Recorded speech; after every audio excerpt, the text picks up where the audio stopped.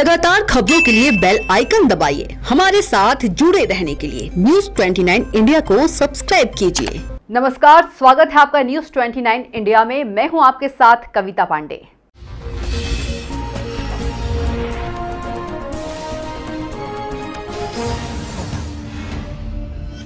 भारतीय राजनीतिक अध्याय का सबसे काला दिन 25 जून माना जाता है। आज से ठीक 45 साल पहले 25 जून 1975 की आधी रात को देश में आपातकाल की घोषणा की गई थी, जो 21 मार्च 1977 तक लागू रहा। स्वतंत्र भारत के इतिहास में सबसे विवादास्पद काल माना जाता है। वहीं आज आपातकाल के विरोध में बीजेपी काला दिवस मना रही है। प्रदेश बीजेपी कार्यालय में काले पोस्टर भी लगाए गए हैं। मुख्यमंत्री ने ट्वीट करते हुए कांग्रेस पर निशाना साधा है। उन्होंने लिखा है कि 1975 में आज के ही दिन आपातकाल लागू हुआ था। उस काले दिन पर कवि नागार्जुन की कुछ पंक्तियां भी सीएम ने ट्वीट की है। अपने दूसरे ट्वीट में मुख्यमंत्री ने लिखा, विविध रंगों और विचारों से रंगा यह देश न कभी झुका है और न झुकेगा। आपातकाल लगाने वाले न रहे और न वह विकृत मानसिकता रहेगी। कांग्रेसी स्वयं को आज भी विशिष्ट समझते हैं। दूसरों को आम और स्वयं को खास समझने का यह भाव अब नहीं बदला तो यह देश उन्हें बदल देगा।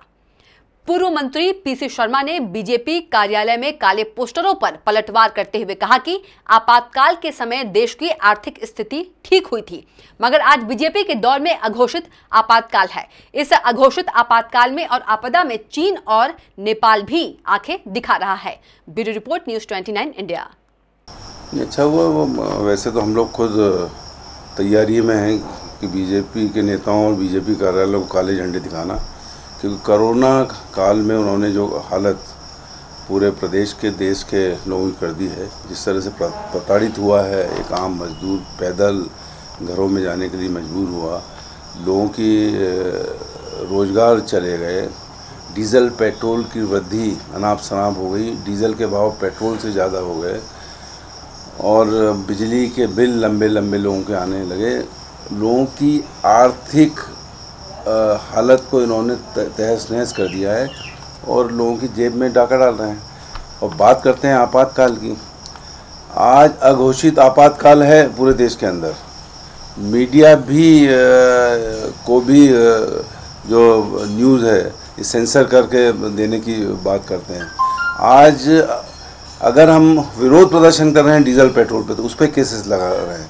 तो ये अघोषित आपातकाल है और मैं समझता हूँ कि आपातकाल में तो लोगों की स्थितियाँ ठीक हुई थी, आर्थिक स्थितियाँ ठीक हुई थी देश की, लेकिन आज जिस तरह से देश बर्बाद हुआ है आर्थिक फ्रंट पर, जिस तरह से जो हमारी सीमाओं पर हम ये देख रहे हैं कि चीन से लेके पाकिस्तान और नेपाल तक आंख दिखा रहा है, मैं समझता हूँ कि इससे बुरा